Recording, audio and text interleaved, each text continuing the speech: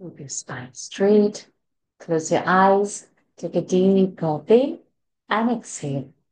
Take a deep breath in and exhale. Take a deep breath in. Hold it there. Oh,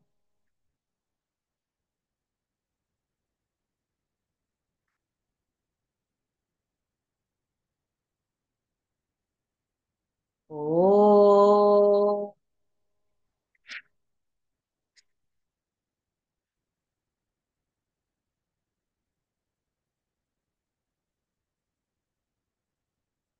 oh.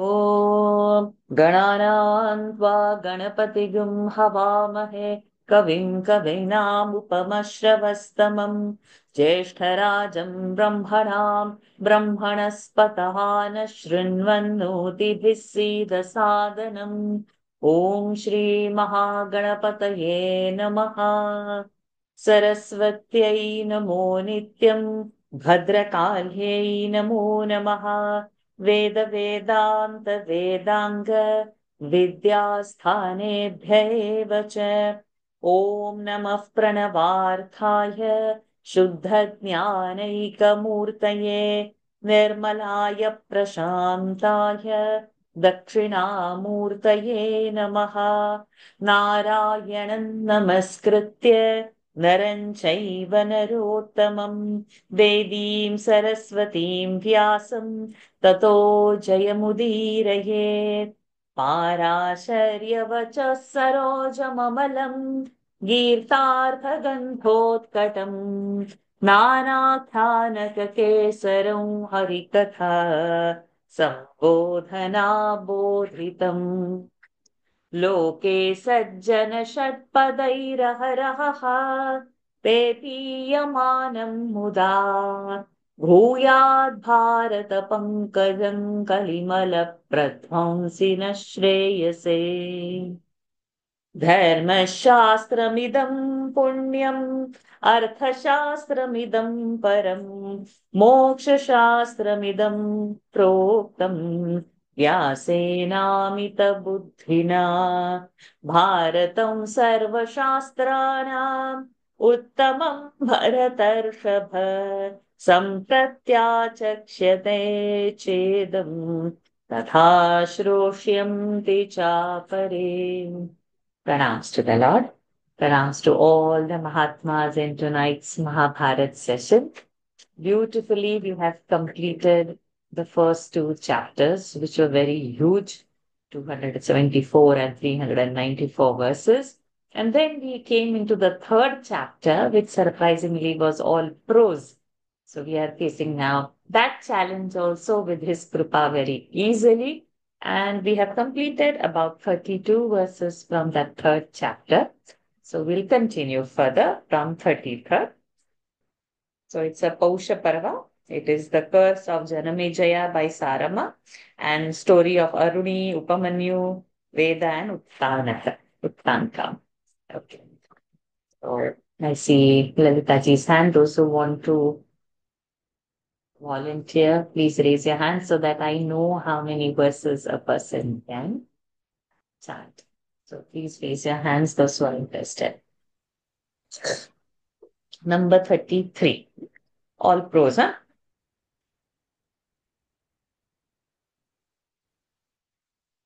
स एव मुक्तः am I audible, Lalita ji? स स एव मुक्तः उपाध्यायेनेष्टम् उपाध्यायेनेष्टम् देशं जगाम देशं जगाम अथा अथा परः तथा परः शिष्योऽस्यैवापोदस्य शिष्योऽस्यैवापोदस्य शिष्योऽस्यैवापोदस्य शिष्योऽस्यैवापोदस्य धौम्यस्य धौम्यस्य उपमन्युर्नाम उपमन्युर्नाम स एव मुक्तः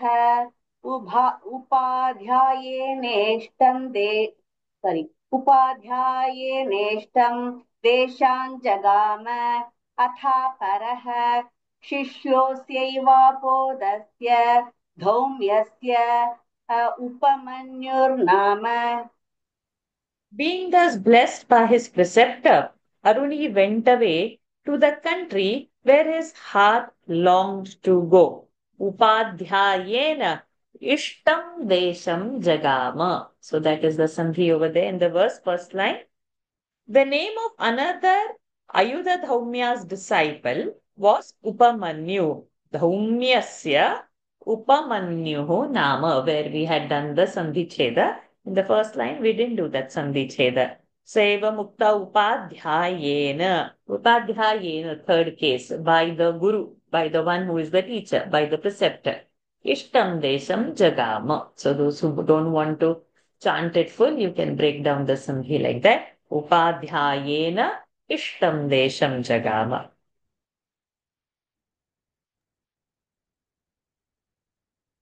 स एव मुक्तः उपाध्यायेनेष्टं देशं जगाम अथापरः शिष्योऽस्यैवापोदस्य धौम्यस्य उपमन्युर्नाम तञ्चोपाध्यायः प्रेषयामास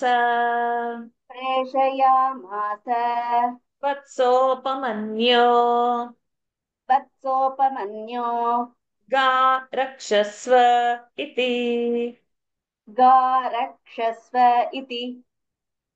तञ्चोपाध्यायः प्रेषयामास वत्सोपमन्यो गा रक्षस्व इति.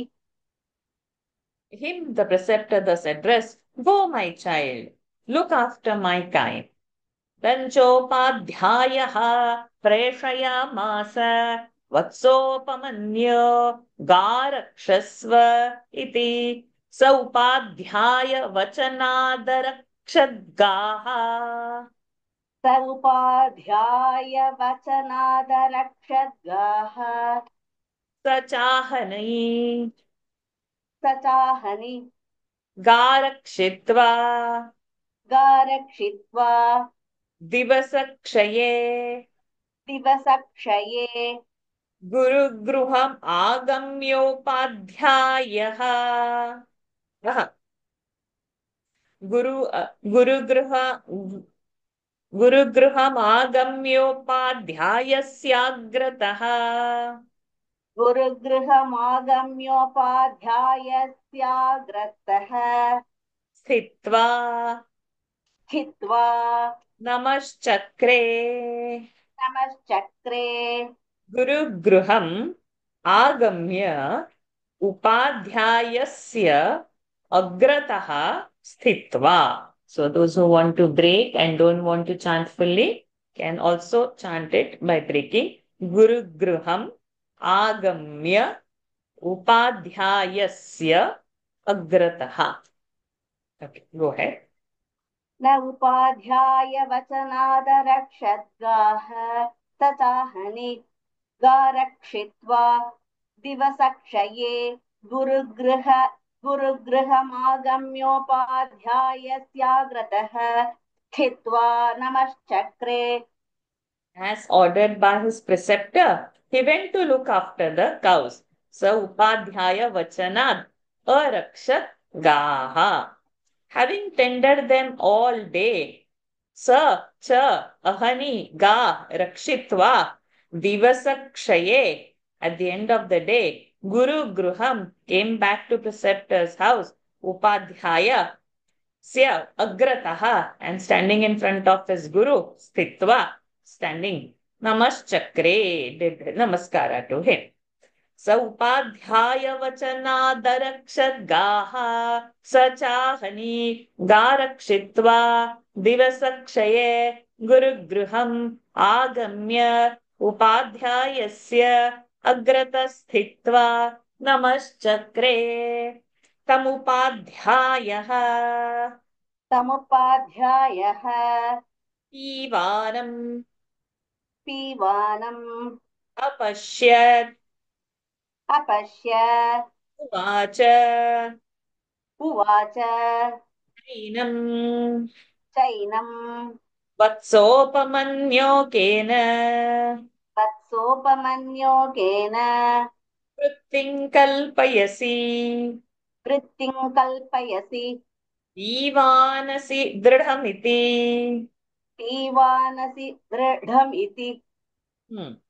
तमुपाध्यायः पीवानम् अपश्य उवाच उवाच चैनम् Pashyat, वत्सो apashyan, apashyat.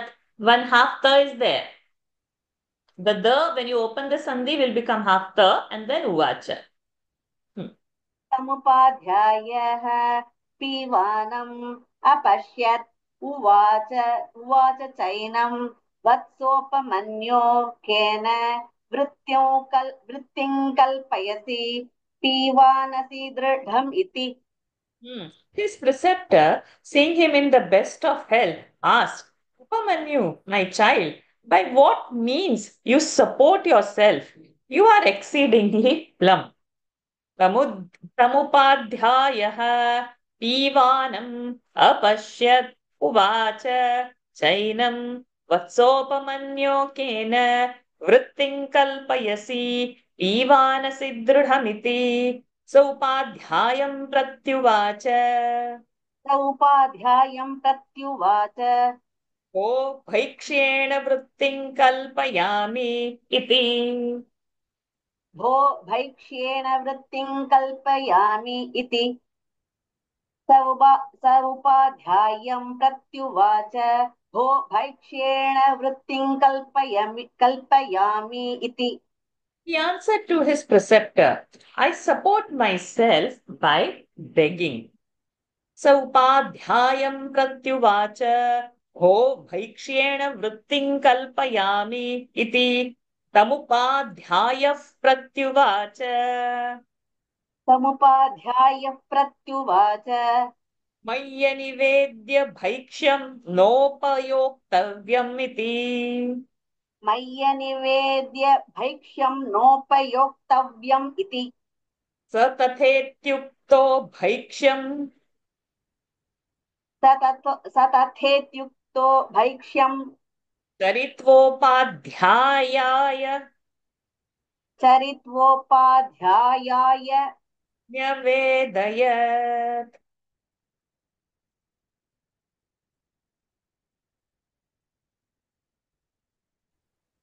न्यवेदयत् समुपाध्यायः प्रत्युवाच मय्यनिवेद्य भैक्ष्यम् नोपयोक्तव्यम् इति स तथेत्युक्त्वा स तथेत्युक्त भैक्ष्यं चरित्वोपाध्यायाय न्यवेदयत् The preceptor said, You should not appropriate what you receive by begging without offering it to me. Being thus told, he went away and offered all that he got by begging to his preceptor. तमुपाध्यायः प्रत्युवाच मय्यनिवेद्य भैक्ष्यम् नोपयोक्तव्यम् मयि अनिवेद्य भैक्ष्यम् न उपयोक्तव्यम् इति। स तथेत्युक्तो स तथा इति उक्ता भैक्ष्यम् चरित्वा उपाध्यायाय न्यवेदयेत्। स तथेत्युक्तो भैक्ष्यम् चरित्वोपाध्यायाय न्यवेदयत्। स तस्मात् स तस्मात् उपाध्यायः उपाध्यायः सर्वमेव भैक्ष्यम् अगृह्णात्। सर्वमेव भैक्ष्यम् अगृह्णात् भैक्ष्यम् अगृह्णात्। सर्वमेव भैक्ष्यम् अगृह्णात् स तथेत्युक्तः तथेत्युक्तः पुनररक्षद्गाः पुनररक्षद्गाः अहनिरक्षित्वा सह निरक्षित्वा निशामुखे निशामुखे गुरुकुलमागम्य गुरुकुलमागम्य गुरोरग्रतः स्थित्वा नमश्चक्रे। गुरोरग्रतः स्थित्वा नमश्चक्रे सतस् सतस्मादु sorry. सतस्मादुपाध्यायः. Is it okay? Or I have to split this. No, no, no problem. सतस्मादुपाध्यायः सर्वमेव भैक्ष्यम् अपगृह्णात् स तथेत्युक्तः पुनरक्षद् पुनरक्षद्गाः अहनीरक्षित्वा निशामुखे गुरुकुलमागम्य गुरोरग्रतः स्थित्वा नमश्चक्रे. Preceptor took from him all that he had got. He, being thus treated, went away to look after the cattle. And after having tended them all day, he came back in the evening. He stood before his preceptor and respectfully saluted him. सतस्मादुपाध्यायः सर्वमेव भैक्ष्यम् अगृह्णात् स तथेत्युक्तः पुनररक्षद्गाः अहनिरक्षित्वा निशामुखे गुरुकुलमागम्य गुरोरग्रतस्थित्वा नमश्चक्रे तमुपाध्यायस्तथापि पीवानमेव दृष्ट्वा उवाच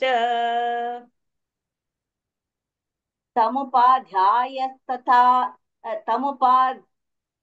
तमुपाध्यायस्तथापि पीवानमेव दृष्ट्वा उवाच वत्सोपमन्यो तत्सोपमन्यो सर्वमशेषस्ते भैक्ष्यं गृह्णामि सर्वमशेषतस्ते भैक्ष्यं गृह्णामि केनेदानीं वृत्तिं कल्पयसि इति। येनेदानीं वृत्तिं कल्पयसि इति। Hmm. तमुपाध्यायस्तथापि पीवानमेव दृष्ट्वा उवाच वत्सोपमन्यो सर्वमशेषतस्ते भैक्ष्यं गृह्णामि केनेदानीं वृत्तिं कल्पयसीति.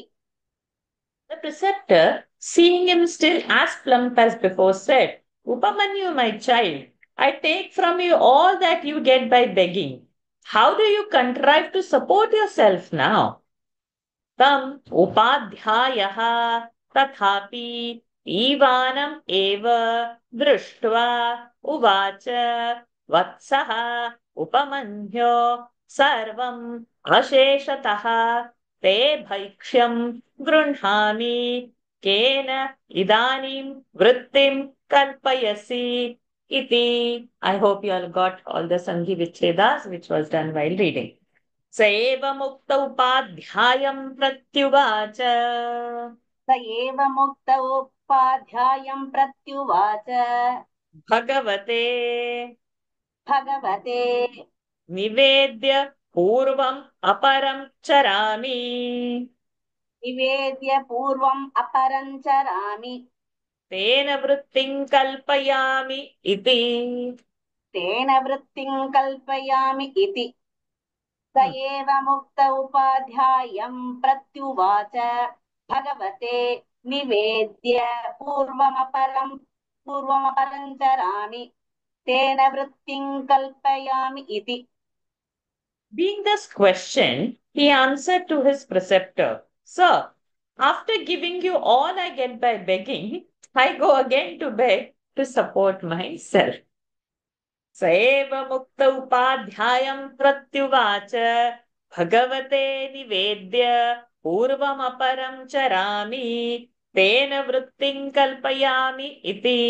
तमुपाध्यायः प्रत्युवाच तमुपाध्यायः प्रत्युवाच नैषा न्याय्या गुरुवृत्तिः नैषा न्याय्या गुरुवृत्तिः अन्येषामपि भैक्ष्योपजीवीनाम् अन्येषामपि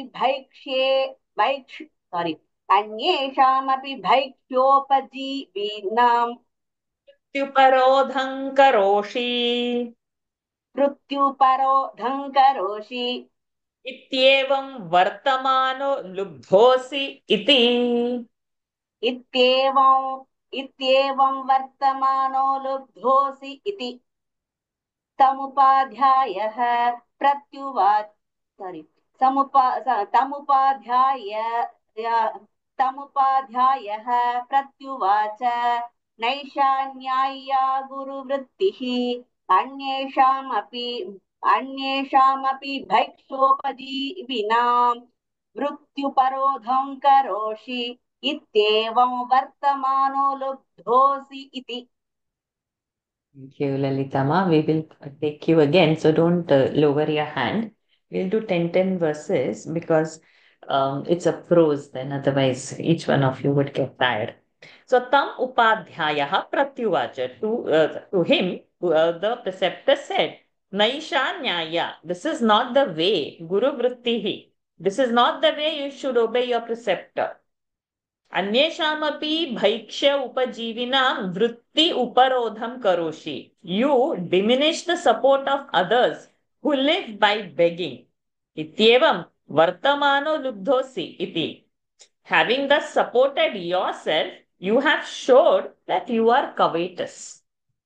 तमुपाध्यायः प्रत्युवाच नैषा न्याय्या गुरुवृत्तिः अन्येषामपि भैक्ष्योपजीविनां वृत्त्युपरोधं करोषि इत्येवं वर्तमान लब्धोऽसि इति. Lataji,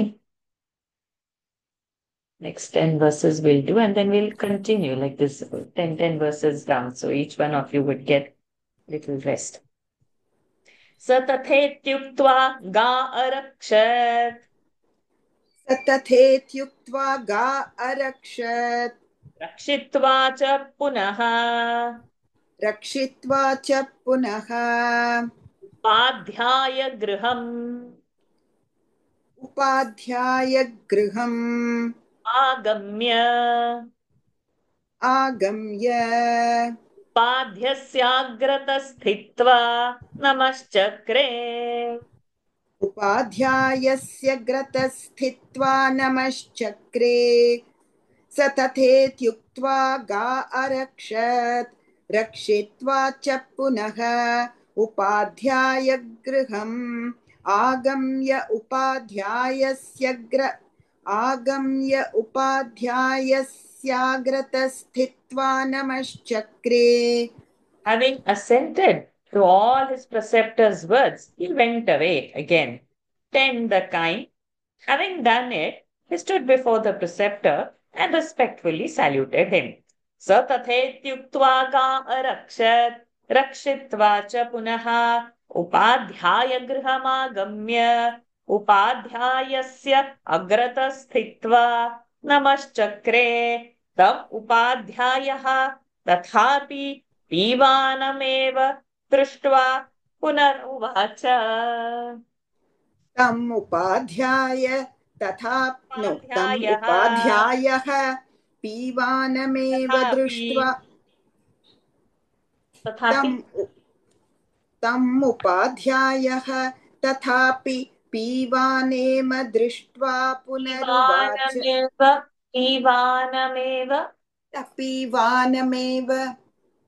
पीवानमेव दृष्ट्वा पुनरुवाच. वत्सोपमन्यो अहन्ते सर्वभैक्ष्यं गृह्णामि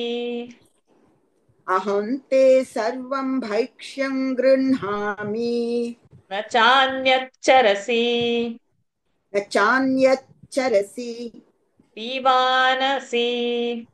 पीवानसि भृशम् केन वृत्तिं कल्पयसि इति.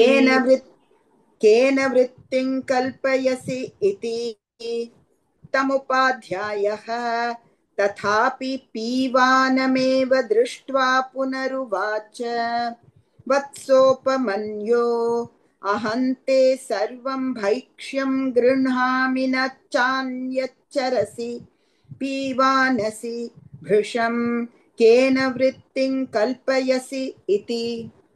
The preceptor saw that he was still plump and said, Upamanyu, my child, I take from you all that you get by begging. You do not also go out begging for the second time. How do you manage to support yourself? How do you now manage to support yourself?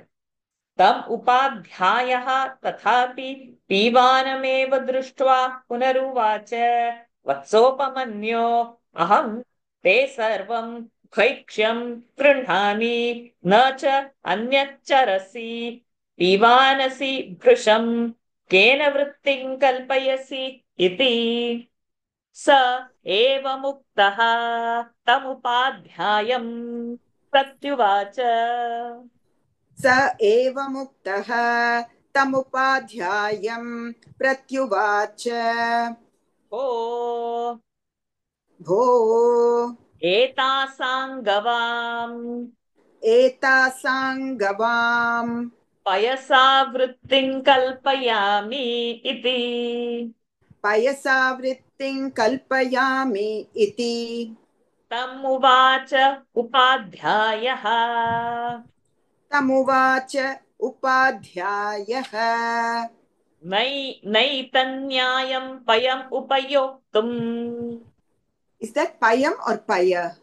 पय पयः उपयोक्तुम् Oh. नैतन्न्यायं पय उपयोक्तुम् नैतन्यायं पय उपयोक्तुम् भवतो मया नाभ्यनुज्ञात इति भवतो मया नाभ्यनुज्ञात इति स एवमुक्तः तमुपाध्यायं प्रत्युवाच भो एतासां गवां पयसा वृत्तिं कल्पयामि इति तमुवाचः उपाध्यायः नैतन्यायं पय उपयोक्तुं भवतो मया नाभ्यनुज्ञात इति. Upamanyu thus questioned replied, Sir, I now support myself with the milk of these cows. Hearing which the preceptor said, It is not proper for you to drink the milk, since you were not addressed by me.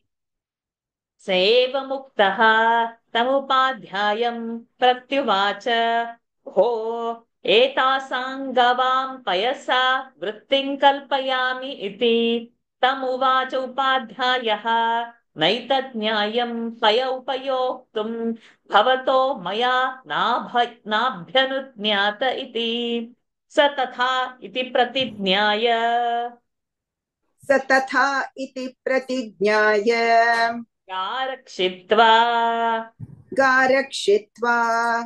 पुनः पुनः उपाध्याय गृहमेत्य गुरोरग्रतः स्थित्वा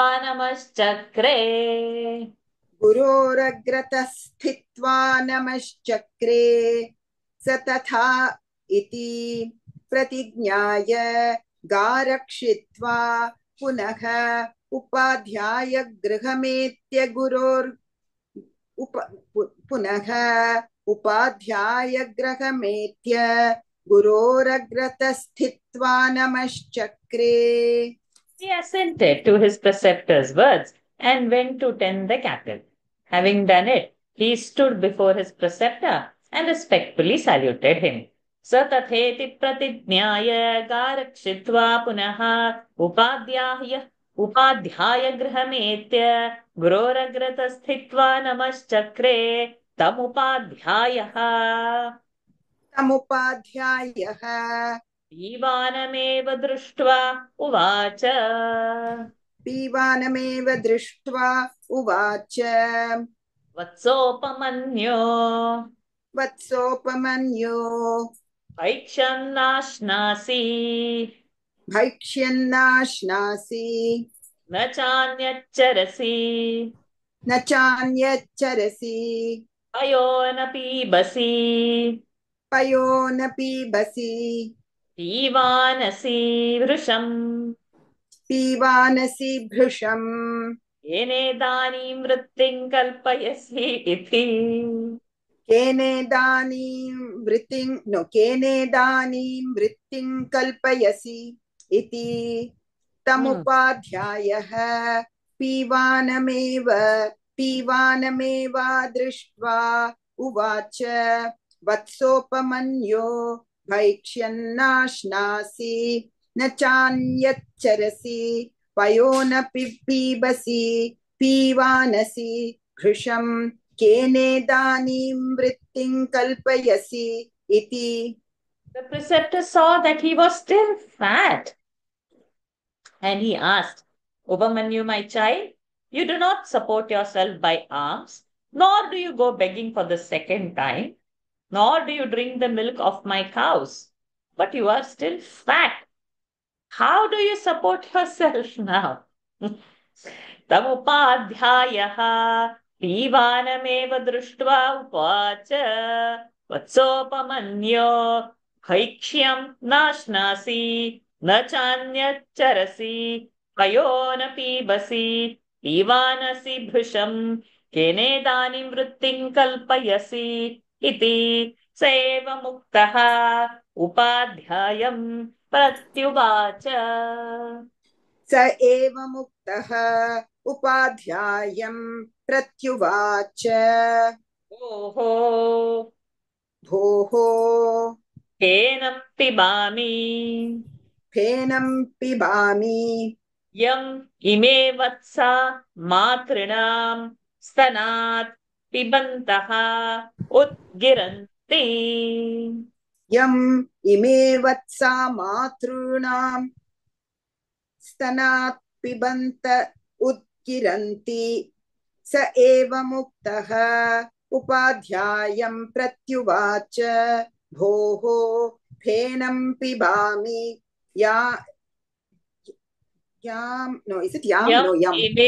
यम् इमे वत्सा मातॄणां स्तनात् पिबन्तः उद्गिरन्ति। यम् इमे वत्सा मातॄणां स्तनात् पिबन्त उद्गिरन्ति. Thus questioned, he said, I now drink the froth that the calves throw out when they suck their mother's teats. स एव मुक्तः उपाध्यायं प्रत्युवाच भोः फेनं पिबामि यम् इमे वत्सा the calves मातॄणां स्तनात् the cows udder pibantaha udgiranti while they are drinking from it udgiranti whatever falls out from that froth I am drinking. तमुपाध्यायः प्रत्युवाच तमुपाध्यायः प्रत्युवाच एते त्वदनुकम्पया एते त्वदनुकम्पया गुणवन्तः वत्साः प्रभूततरं फेनम् उद्गिरन्ति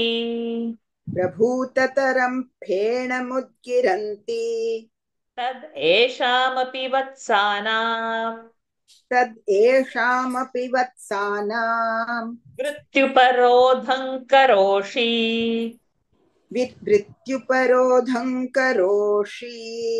एवं वर्तमानः फेनमपि भवान् न पातुम् अर्हति इति फेनमपि भवान् न पातुम् अर्हति इति स तथेति प्रतिश्रुत्य पुनररक्षद्गाः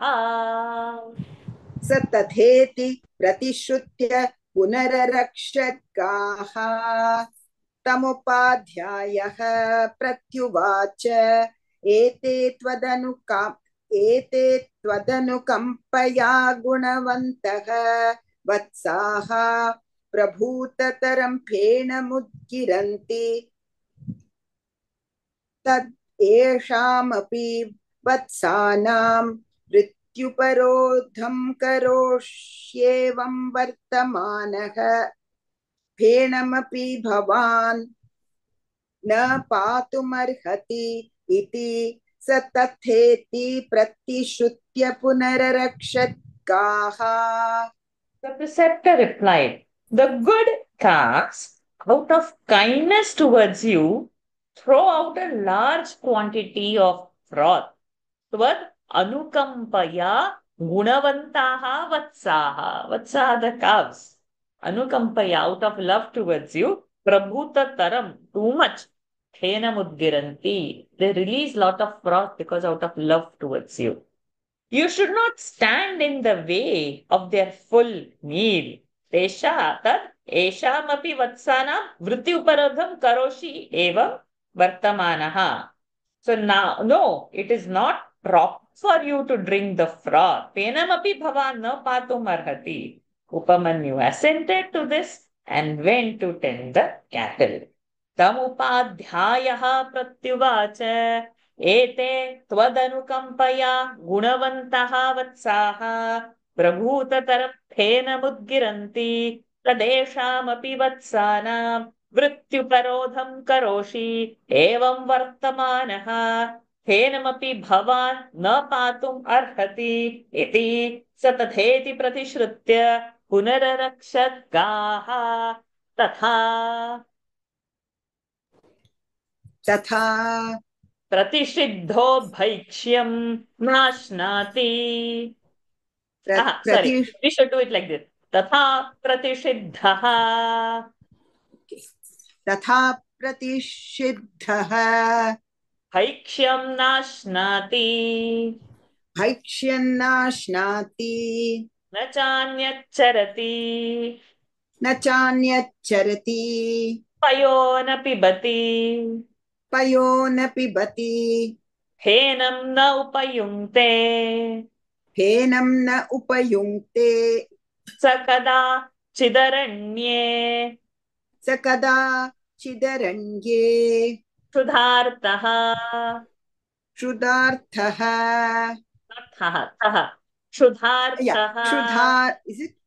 क्षुधार्थः अर्कपत्राणि अभक्षयत्. अर्कपत्राणि अभक्षयत् स तैः अर्कपत्रैः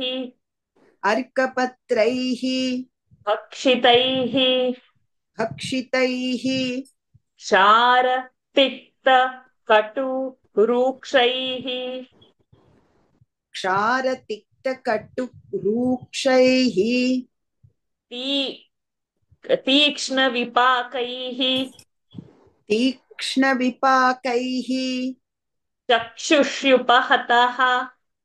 चक्षुष्युपहतः अन्धः बभूव.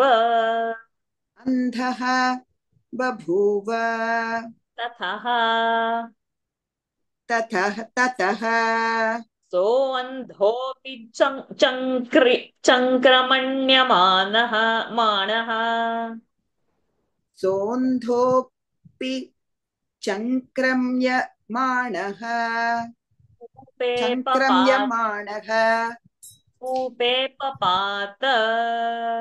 कूपे पपात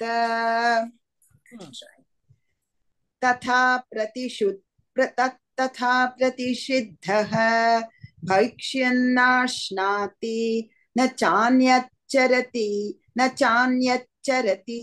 पयो न पिबति फेनं न उपयुङ्क्ते स कदाचिदरण्ये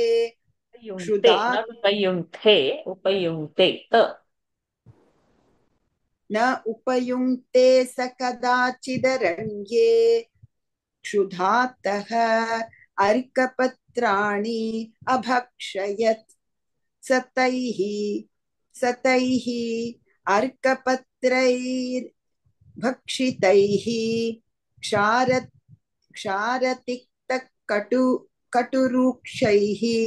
क्षारतिक्तकटुरूक्षैः तीक्ष्णविपाकैः चक्षुप्यपहत चक्षुष्युपहतो no, चक्षुष्युपहतो अंधो बभूव चक्षुष्युपहतः अंधः बभूव चक्षुष्युपहतः अन्धो बभूव ततः सोऽन्धोऽपि चक्रम्यमाणः कूपे पपात.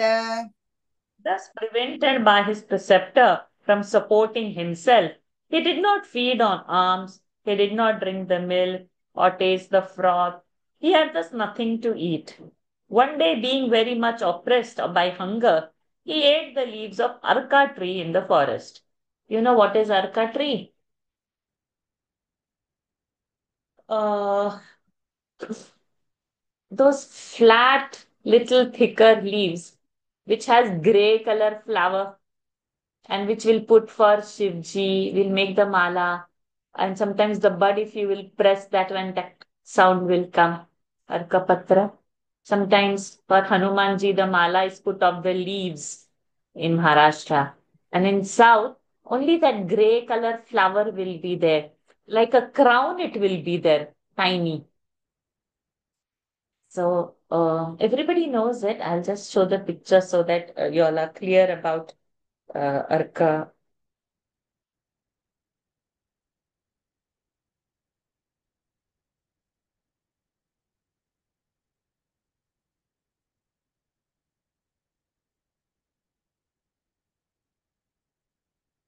This, sorry, 1 minute. I'll hold it properly.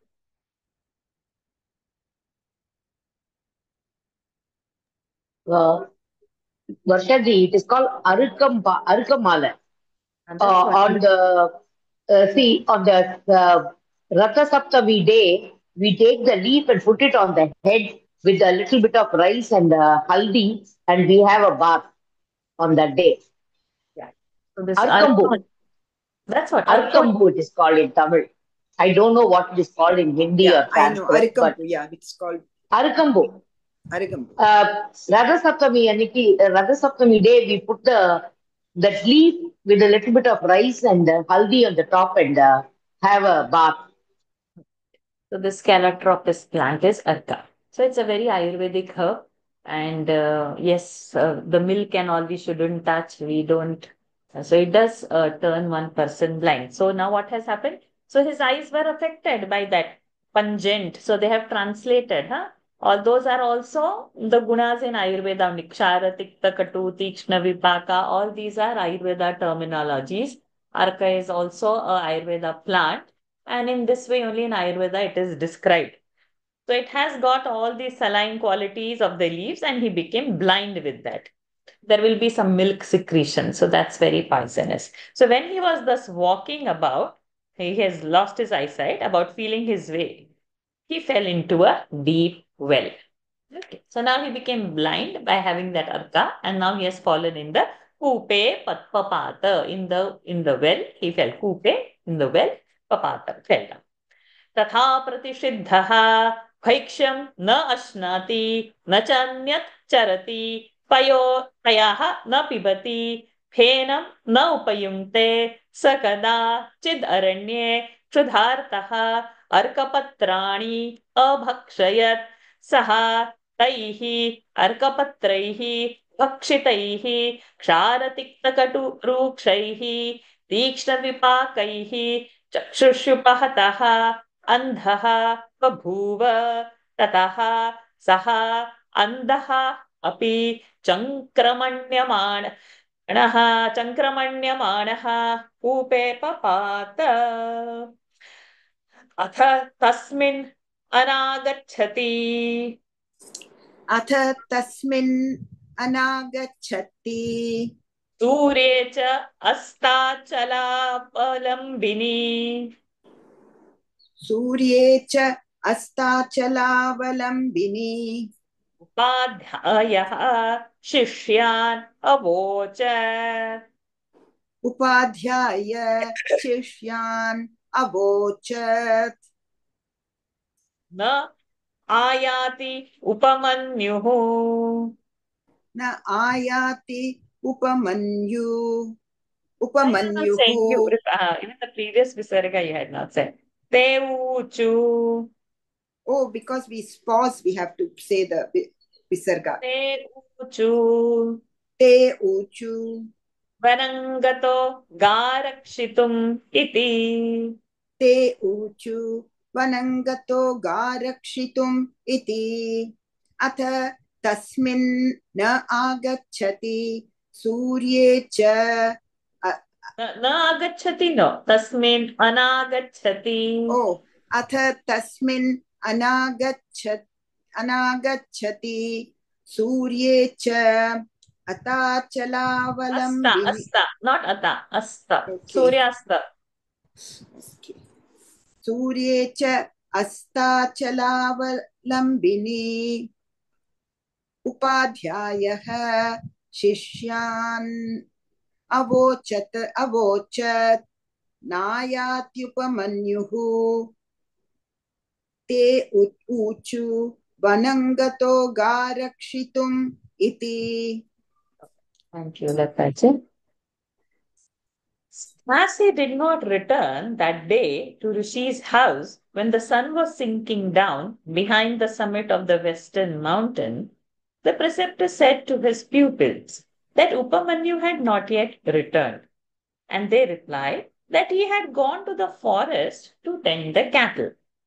अथ तस्मिन् अनागच्छति सूर्ये च अस्ताचलावलम्बिनि उपाध्यायः शिष्यान् अवोचत् न आयाति उपमन्युः ते ऊचु वरङ्गतो गारक्षितुम् इति. लक्ष्मी जी.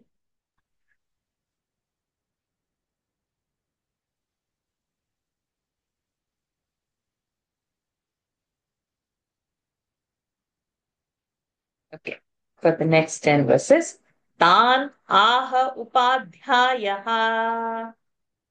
तान् आह उपाध्यायः मया उपमन्युः सर्वतः प्रतिषिद्धः मया उपमन्युः सर्वतः प्रतिषिद्धः स नियतं कुपितः सनियतं कुपितः ततः न आगच्छति ततः न आगच्छति चिरं तथा अन्वेष्यः चिरं तथा अन्वेष्यः ततः अन्वेष्यः ततोन्वेष्यः चिरं इत्येवमुक्त्वा हा सारी चिरं ततः अन्वेष्यः इत्येवमुक्त्वा शिष्यैः इत्येवमुक्त्वा शिष्यैः शिष्यैः सार्धं सार्धं is with so it will go over there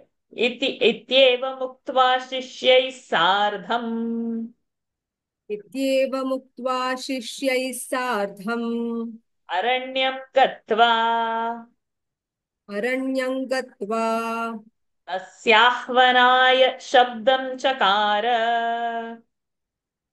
तस्याह्वानाय शब्दं चकार उपमन्यो वो उपमन्यो क्वासि वत्स वासि वत्स एहि इति एहि इति तानाह उपाध्यायः मया उपमन्युः सर्वतः प्रतिषिद्धः स नियतं कुपितः ततः न आगच्छति चिरं ततः अन्वेष्यः इत्येवमुक्त्वा शिष्यैः सार्धम् अरण्यं गत्वा तस्याह्वानाय शब्दं चकार भो उपमन्यो वासि वत्स एहि इति.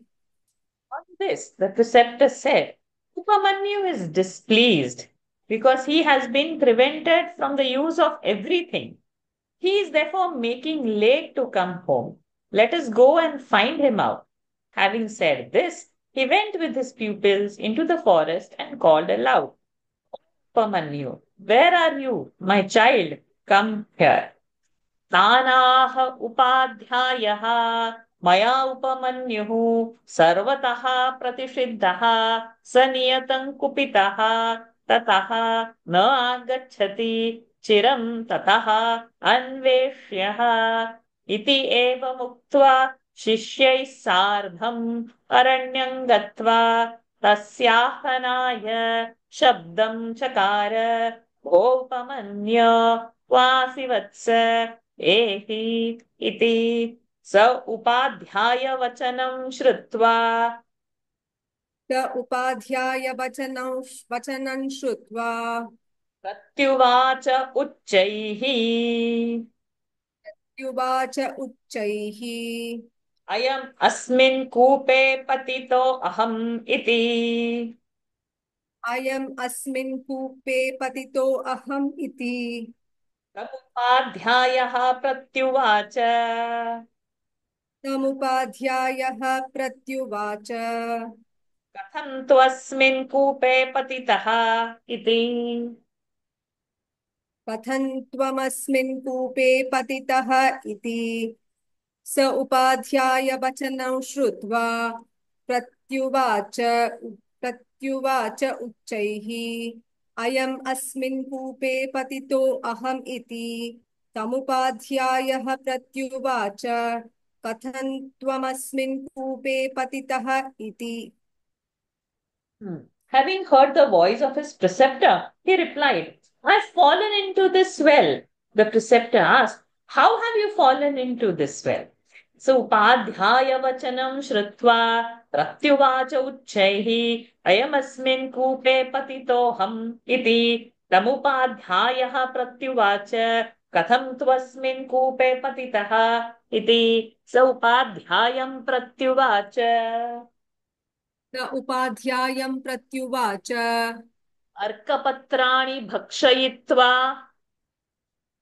अर्कपत्राणि भक्षयित्वा अन्धीभूतोऽस्मि अन्धीभूतोऽस्मि अतः कूपे पतितः इति अतः कूपे पतितः इति स उपाध्यायं प्रत्युवाच अर्कपत्राणि भक्षयित्वा अन्धीभूतोऽस्मि अतः कूपे पतितः इति He answered to the preceptor, I have become blind by eating the leaves of Arka tree, and thus fallen into this well. Saupadhyayam pratyuvacha Arkapatrani bhakshayitva andhibhutosmi taha koope patitaha iti tamupadhyayah pratyuvacha समुपाध्यायः प्रत्युवाच अश्विनौ स्तुहि अश्विनौ स्तुहि तौ देवभिषजौ तौ देवभिषजौ त्वां चक्षुष्मन्तं कर्तारौ इति त्वाञ्चक्षुष्मन्तं कर्तारौ इति स एव मुक्तः स एव मुक्तः उपाध्यायेन उपाध्यायेन उपमन्युः उपमन्युः अश्विनौ स्तोतुम् उपचक्रमे अश्विनौ स्तोतुम् उपचक्रमे देवावश्विनौ देवावश्विनौ वाग् वागिर्षिभिः वाग्भिर्भिः वाग्भिर्ऋग्भिः तमुपाध्यायः प्रत्युवाच अश्विनौ स्तुहि तौ देवभिषजौ त्वाञ्चक्षुमन्तं कर्तारौ इति स एव मुक्तः उपाध्यायेन उपमन्युः अश्विनौ स्तोतुम् उपचक्रमे देवावश्विनौ वाग्भिर्ऋग्भिः This the preceptor replied, Worship the twin Ashwinis, the physicians of the celestials, and they will restore your eyesight. They will restore your sight.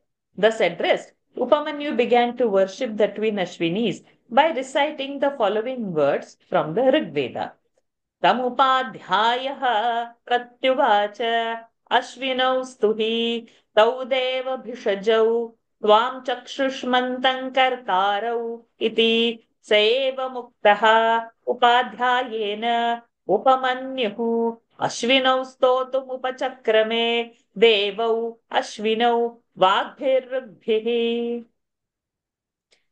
प्रपूर्वगौ पूर्वजौ Chitrabhanu प्रपूर्वगौ पूर्वजौ Chitrabhanu गिरावाशंसामि तपसा ह्यनन्तौ रावाशंसामि तपसा ह्यनन्तौ दिव्यौ सुपर्णो विरजौ विमानौ औ दिव्यौ सुपर्णौ विरजौ विमानौ अधिक्षिपन्तौ भुवनानि विश्वा अधिक्षिपन्तौ भुवनानि विश्वा starting प्रपूर and not vimanau. So with that, av has gone. Ayantavanta sandhi, vimanau, and we have to start with adhi. Huh?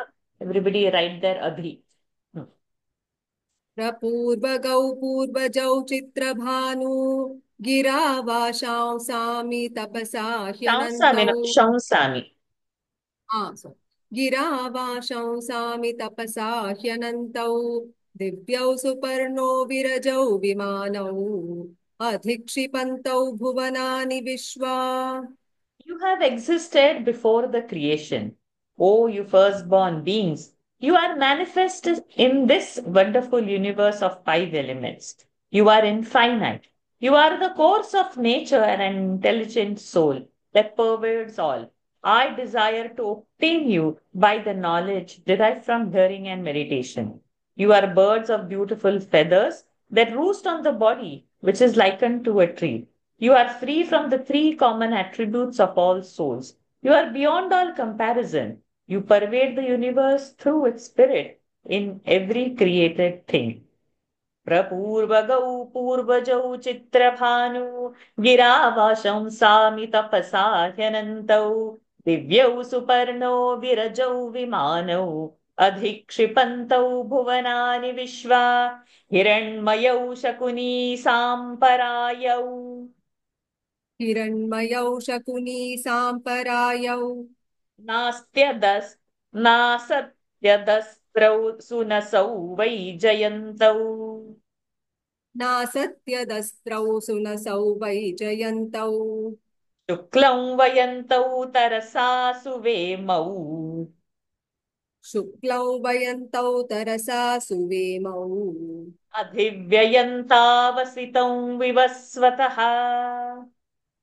अधिव्ययन्तावसितौ विवस्वतः हिरण्मयौ शकुनी साम्परायौ नासत्यदस्त्रौ सुनसौ वैजयन्तौ शुक्लौ वयन्तौ तरसा सुवेमौ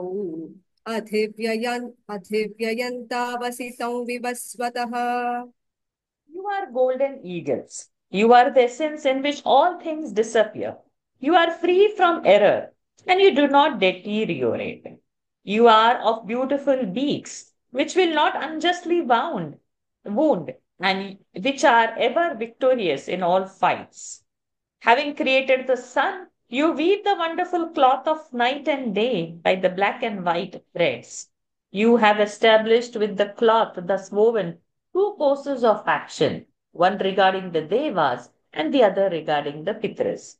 हिरण्मयौ शकुनी साम्परायौ नासत्यदस्त्रौ सुनसौ वै जयन्तौ शुक्लं वयन्तौ तरसा सुवेमौ अधिव्ययन्तावसितं विवस्वतः ग्रस्तां सुपर्णस्य बलेन वर्तिकाम् हस्तां सुपर्णस्य बलेन वर्तिकाम् अमुञ्चतामश्विनौ सौभगाय अमुञ्चतामश्विनौ सौभगाय तावत् सुवृत्तावनमन्तमायया तावत् सुवृत्तावनमन्तमायया वसत्तमागा अरुणा उदावहन् असत्तमागा अरुणा उदावहन्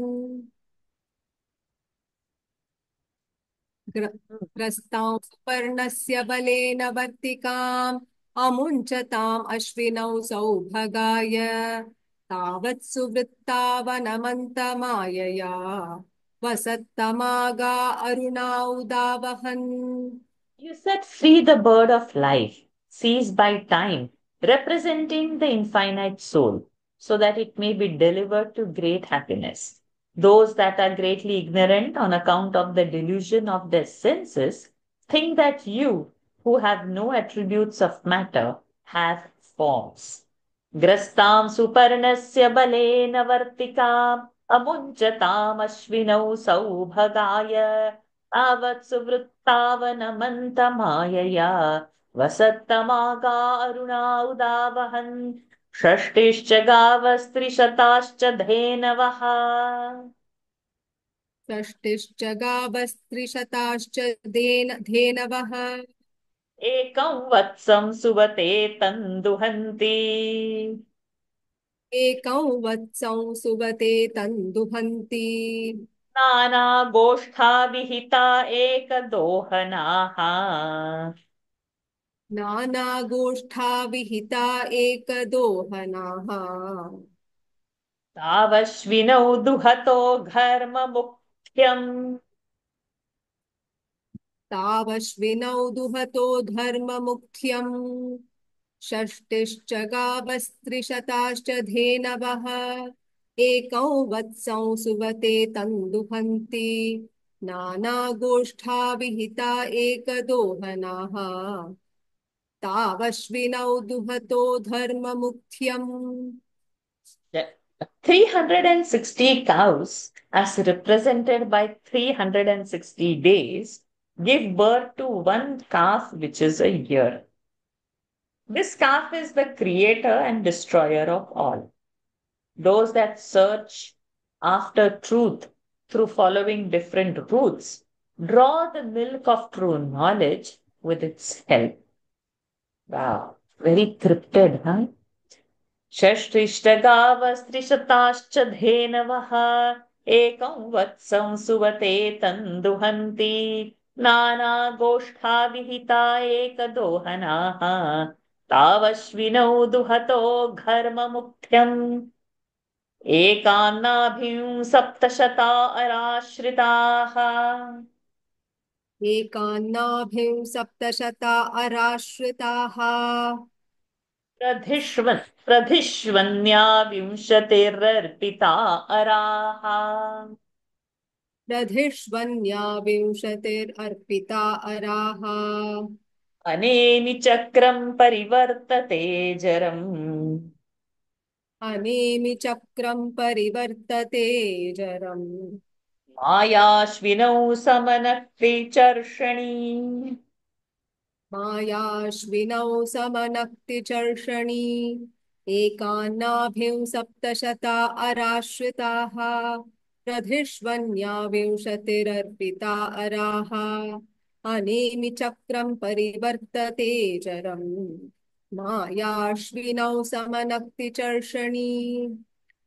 The year is a navel of the wheel with 720 spokes representing nights and days. The circumference of this wheel is without an end and is represented by 12 months. This wheel is full of delusion and does not know deterioration. It affects all creatures belonging to this or the other world. O Ashwinis, set this wheel in motion.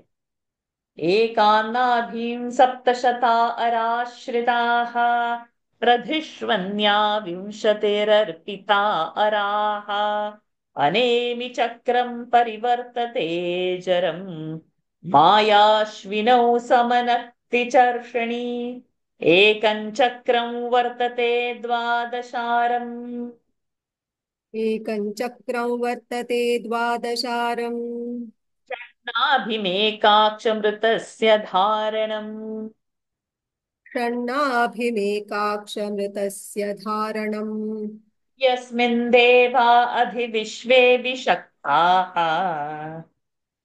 यस्मिन् देवा अधिविश्वे विषक्ताः तावश्विनौ मुञ्चतं मा विषीदतम् तावश्विनौ मुञ्चतं मा विषीदतम् एकं चक्रं वर्तते द्वादशारम् षण्णाभिमेकाक्षमृतस्य धारणम् यस्मिन् देवा अधिविश्वे विषक्ताः तावश्विनौ मुञ्चतं मा विषीदतम् Thank you, Lakshmi ji. The wheel of time represented by the year has also a nave, the 6 seasons. It has 12 spokes represented by 12 signs of zodiac. This wheel of time displays the fruits of all beings' actions. The presiding deities of time obey this wheel. Bound as I am to its bound, O Ashwinis, make me free from this wheel of time. एकं चक्रं वर्तते द्वादशारं षण्णाभिमेकाक्षमृतस्य धारणम् यस्मिन् देवा अधिविश्वे विषक्ताः तावश्विनौ मुञ्चतं मा विषीदतम् ललिताम्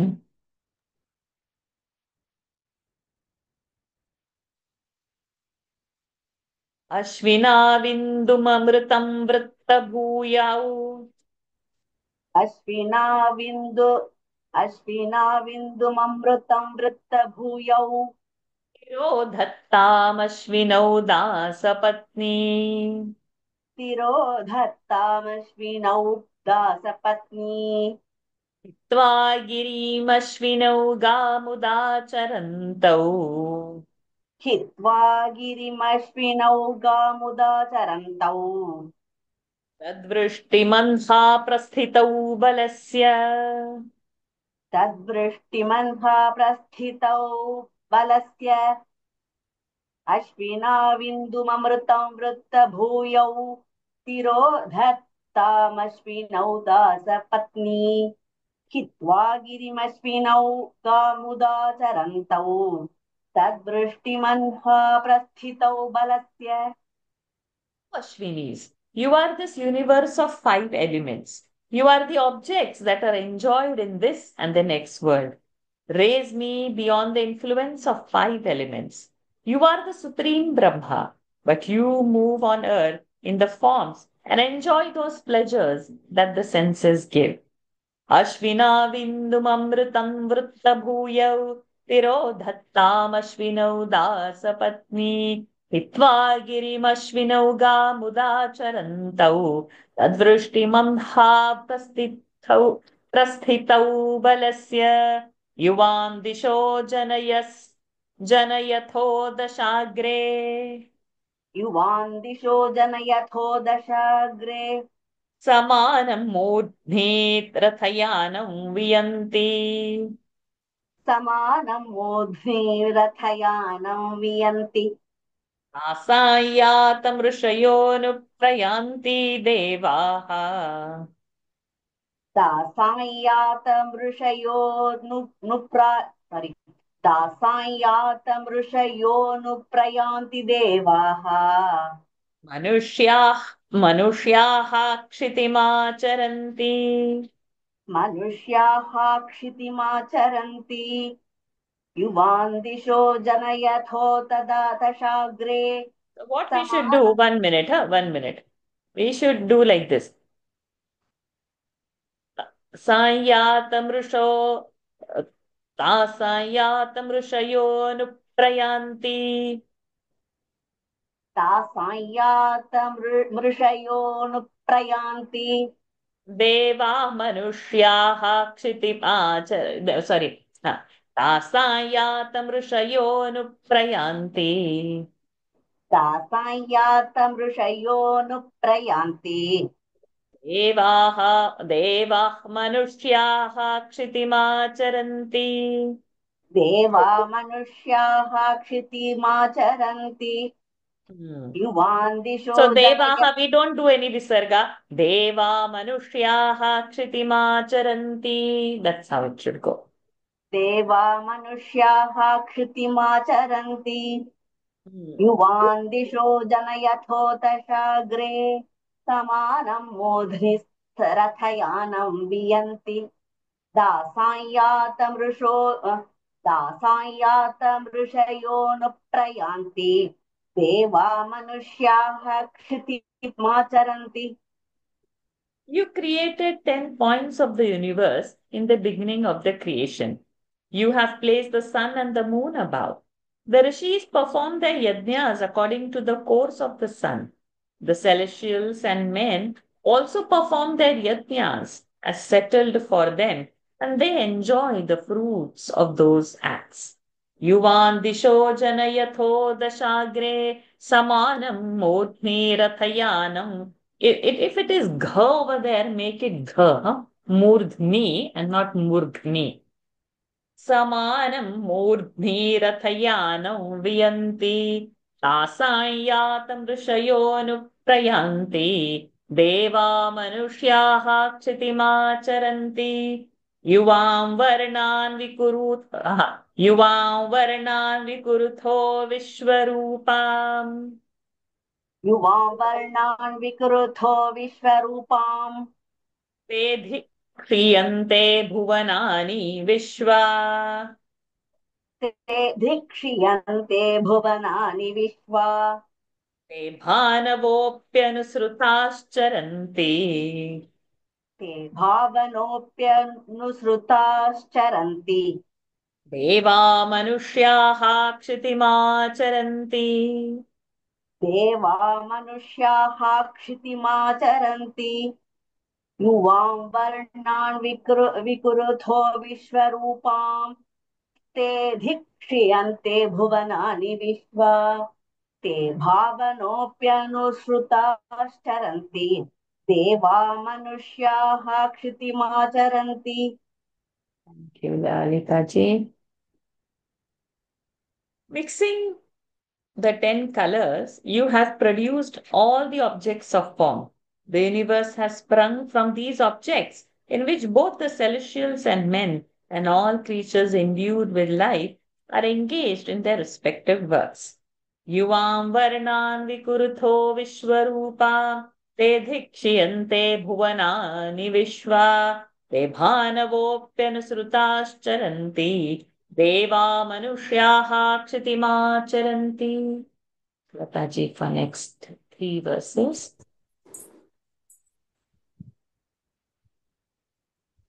तौ नासत्यावश्विनौ वामहेहम् तौ नासत्यावश्विनौ वामहेहम् सृजन् च यां बिभृतः पुष्करस्य सृजन् च यां बिभृतः पुष्करस्य बिभृतः पुष्कर थः तौ नासत्यावमृता वृता वृथा वृते तौ नासत्यावमृता वृता वृथा वृते देवास्तत्प्रपदेन सूते देवास्तत्प्रपदेन सूते तौ नासत्यावश्विनौ वामहेहम् सृजन् च यां बिभृतः पुष्करस्य तौ नासत्यावमृता वृता वृथा वृते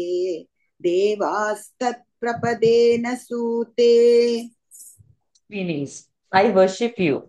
I also worship the sky, that is your handiwork.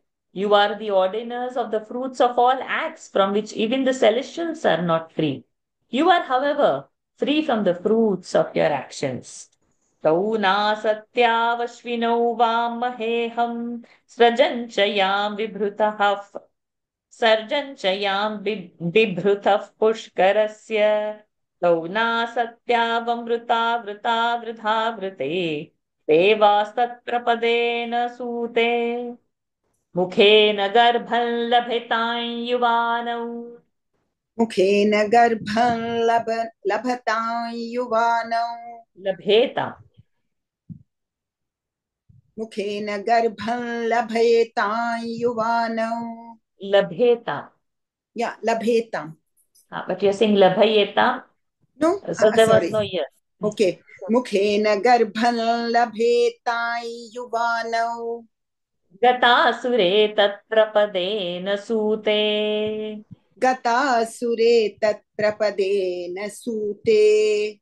सद्यो जातो मातरमत्तिगर्भः सद्यो जातो मातर मत्ति गर्भः आवश्विनौ मुञ्चथो जीवसेगाः तावश्विनौ मुञ्चथो जीवसे गाः मुखेन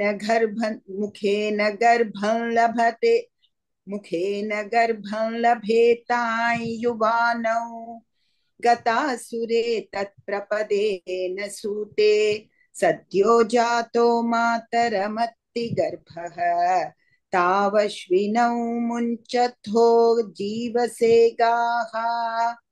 You are the parents of all. You, as males and females, swallow the food, which subsequently develops into the vital fluid and blood. The newborn baby sucks her mother's breast. It is you who take the shape of the baby. O Ashwinis, restore my sight and protect my life. मुखेन गर्भं लभेतां युवानौ गतासुरे तत्प्रपदेन सूते सद्यो जातो मातरमत्तिगर्भः तावश्विनौ मुञ्चथो जीवसेगाः स्तोतुं न शक्नोमि गुणैर्भवन्तौ स्तोतुं न शक्नोमि गुणैर्भवन्तौ चक्षुर्विहीनः पथि सम्प्रमोहः चक्षुर्विहीनः पथि सम्प्रमोहः दुर्गेऽहमस्मिन् पतितोऽस्मि कूपे दुर्गेऽहमस्मिन् पतितोऽस्मि कूपे युवां शरण्यौ शरणं प्रपद्ये युवां शरण्यौ शरणं प्रपद्ये स्तोतुं न शक्नोमि गुणैर्भवन्तौ चक्षुर्विहीनः पथि सम्प्रमोहः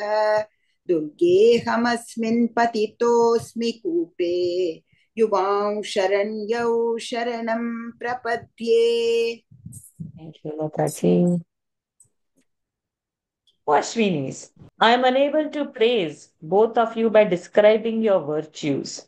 Now I am blind and I can't even detect the right path. So, I have fallen down in this deep well. You only are capable to provide a shelter, and therefore I have come to seek your shelter. स्तोतुं न शक्नोमि गुणैर्भवन्तौ चक्षुर्विहीनः पथि सम्प्रमोहः दुर्गेऽहमस्मिन् पतितोऽस्मि कूपे युवां शरण्यौ शरणं प्रपद्ये. लक्ष्मीजी.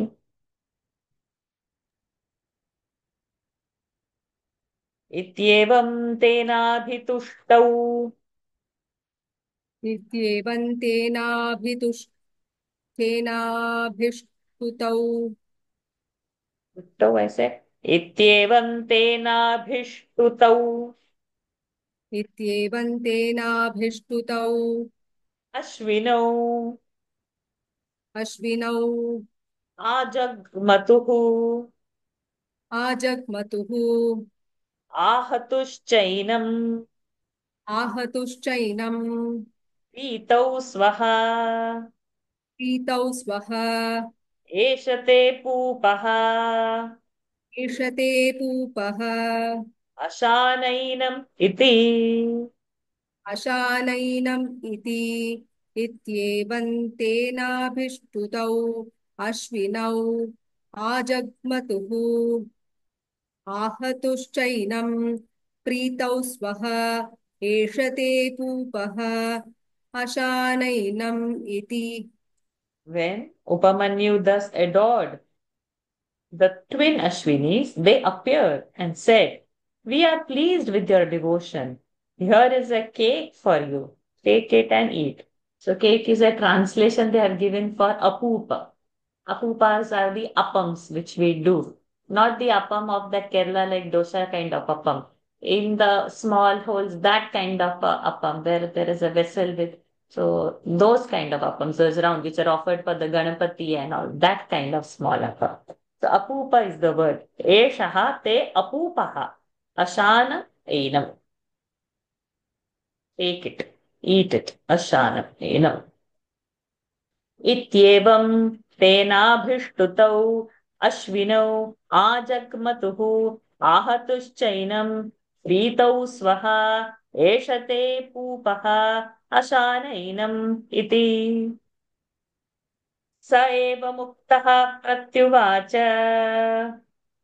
स एव मुक्तः प्रत्युवाच नानृतम् उचतुः नानृतमुचतुः हा, नामृतमूचतुः नानृतमुचतुः भगवन्तः भगवन्तौ वहमेतत् अपूपम् न त्वहमेतमपूपम् उपयोक्तुम् उत्सहे उपयोक्तुमुत्सहे गुरवे अनिवेद्य इति गुरवे अनिवेद्य इति स एव मुक्तः प्रत्युवाच नानृतमूर्च्छतुः भगवन्तौ न त्वहमेतम् अपूपम् उपयोक्तुम् उत्सहे गुरवे अनिवेद्य इति Thus addressed, he replied, O Ashwinis, your words never prove untrue. But I cannot take this cake without offering it to my Guru.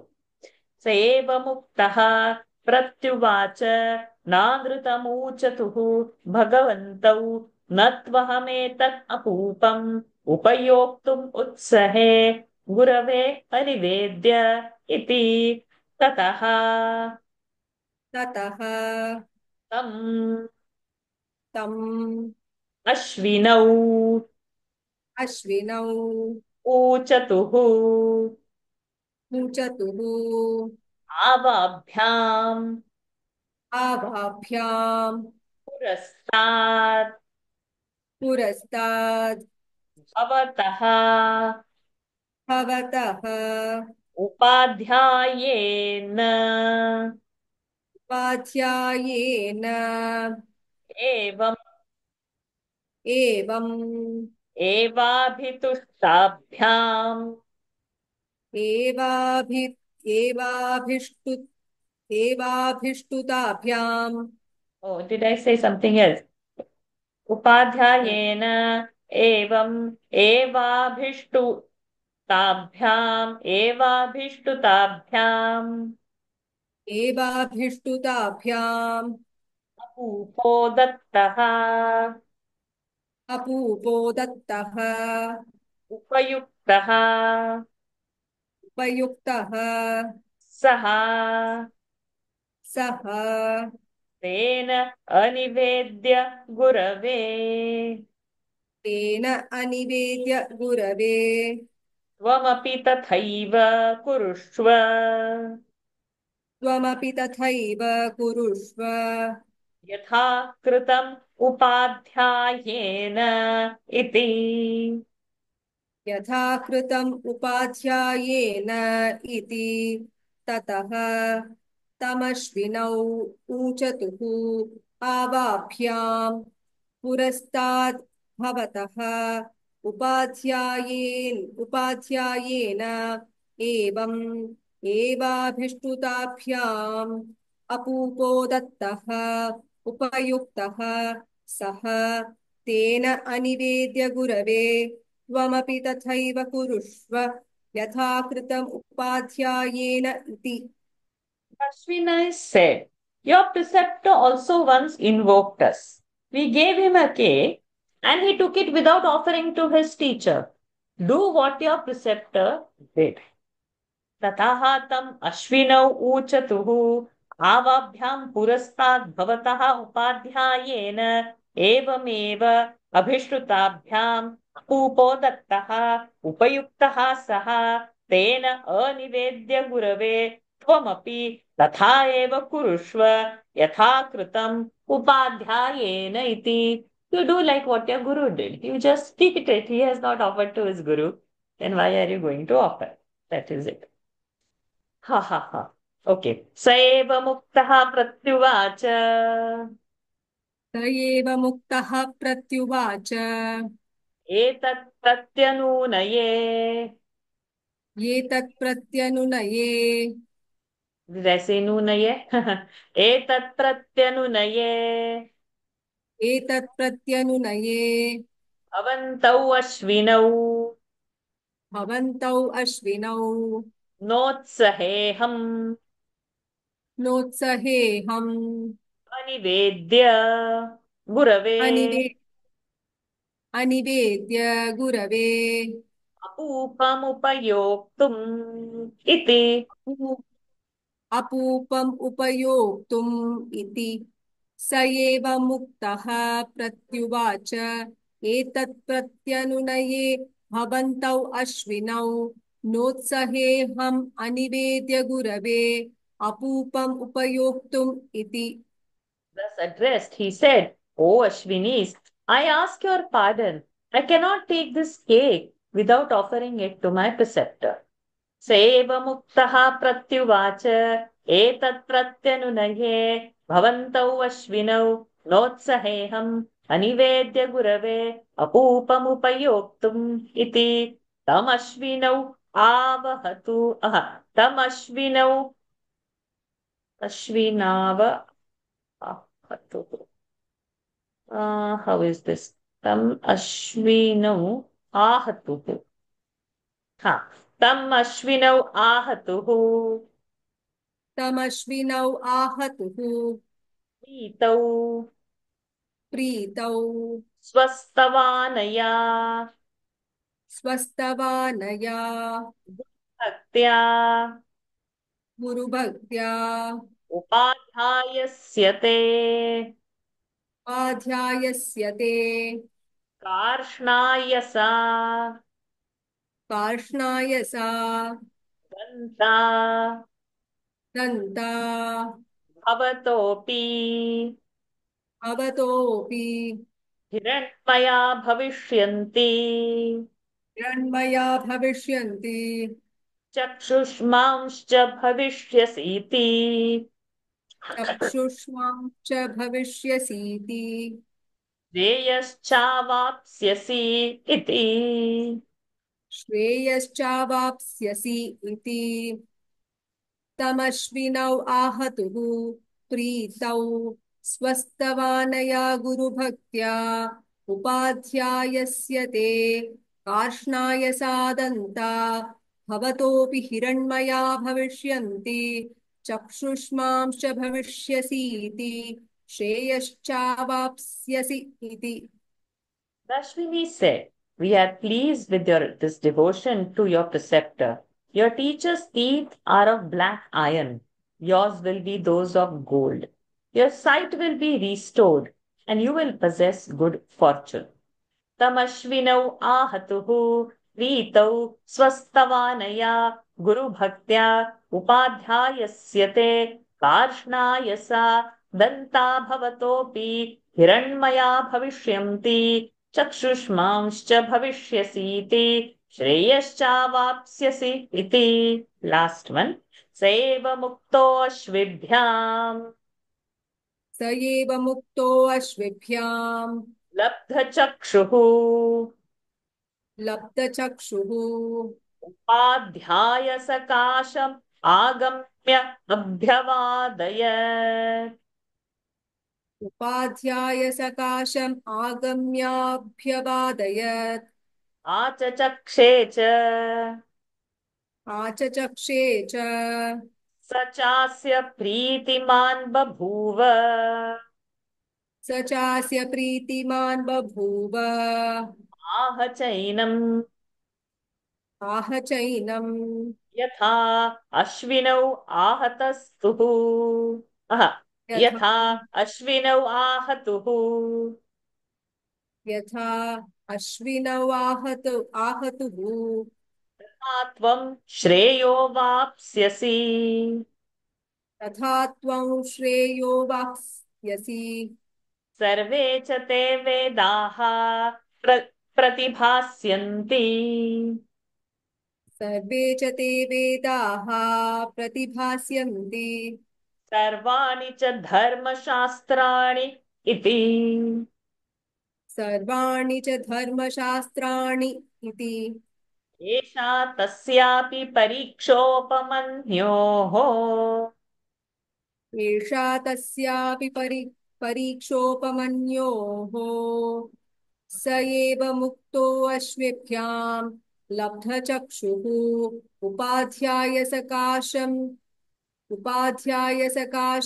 आगम्याभ्यवादयत् आचचक्षे च स चास्य प्रीतिमान् बभूव आह चैनम् यथाश्विना वाहतुः तथा त्वं श्रेयो वाप्स्यसि सर्वे च ते वेदाः प्रतिभास्यन्ति सर्वाणि च धर्मशास्त्राणि इति एषा तस्यापि परीक्षोपमन्योः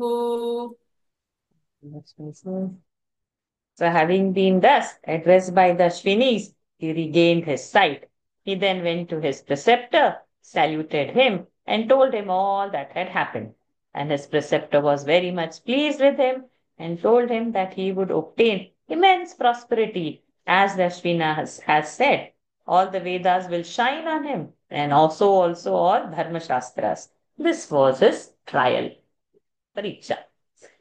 स एव मुक्तः अश्विभ्यां लब्धचक्षुः उपाध्याय सकाशागम्याभ्यवादयत् आचचक्षे च स चास्य प्रीतिमान् बभूव आह चैनं यथा अश्विनौ आहतुः तथा त्वं श्रेयो वाप्स्यसि सर्वे च ते वेदाः प्रतिभास्यन्ति सर्वाणि च धर्मशास्त्राणि इति एषा तस्यापि परीक्षोपमन्योः. So with His grace, we've completed some beautiful story how for Guru he has done and how it was all that Uddalaka, if we are remembering last reading, that the Guru had sent him to block the breach of water which is coming and he didn't find anything. And he has put himself, he obeyed the Guru to that extent. And now he found all this ways and he came to this and at last even Ashwina's Apupa, he has offered first to his Guru. So may us all have Guru Bhakti, one place, the one who shows us Lord, there may us surrender and learn from these various things, mark the stuti and keep where for eyesight. So probably if we have eye problems, we can invoke or chant this particular stuti or stotra. So as so many stutis, stotras would keep on coming, you all can keep marking, make one notebook and keep writing in which reference, which stuti came, who said, on what was the context, and mark the shlok numbers and keep, so that your collection of your Mahabharat stutis would be there. Because later on again to read, I don't know when. So now is the reading happening and now is the study happening. Go back and before next week again refer the whatever we have read so that it is not forgotten and it remains with us. Let us end today's session. ॐ पूर्णमदः पूर्णमिदं पूर्णात् पूर्णमुदच्यते पूर्णस्य पूर्णमादाय पूर्णमेवावशिष्यते ॐ शान्ति शान्ति शान्तिः हरिः ओम् श्रीगुरुभ्यो नमः हरिः ओम् श्रीकृष्णार्पणमस्तु. Hari Om everyone. Thank you for joining. See you all on next Sunday. Thank you, Thank you. Thank you. Vasaji. Thank you, Varshaji. Hari Thank Om. you, Namaste. Hari Om. Hari Om. Thank you, Ji. Thank you. Hari Om. Om.